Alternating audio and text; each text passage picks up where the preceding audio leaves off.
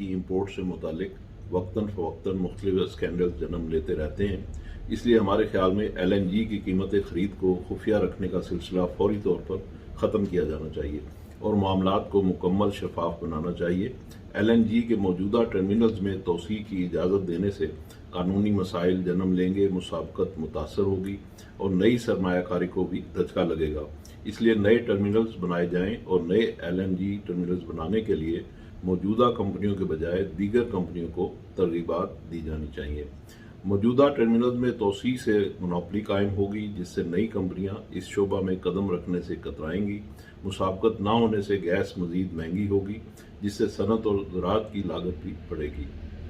LNG के cargo cancel करने और दोबारा मुल्क की तारीख में महंगी तरीन गैस खरीदने से मुल्क की वसाइल ज़ाया होंगे, सनतों और बिजली की पैदावार महंगी होगी, जिसका सारा बोझ अवाम पर मुंतकिल होगा।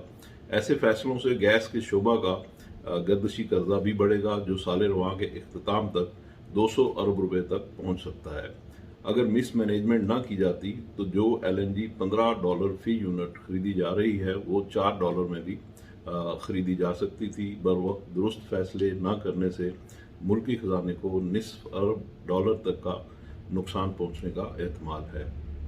हम सब जानते हैं कि मौजूदा गैस पाइपलाइंस की इस्तेदाद महदूद है और नई पाइपलाइंस की तकमील तक पाकिस्तान के सबसे बड़े सनती शहर कराची में सनती सार्फिन को खुसूसी बॉटल्ड कंटेनर्स के ज़रिए सप्लाई करने पर गौर किया जाना चाहिए, जिससे सनतों को गैस की फौरी फराहमी मुमकिन हो सकेगी और लाइन लॉसेस भी ख़त्म हो जाएंगे, जबकि अवाम और कारोबारी बिरादरी को सस्ती और फौरी गैस भी दस्तयाब हो सकेगी।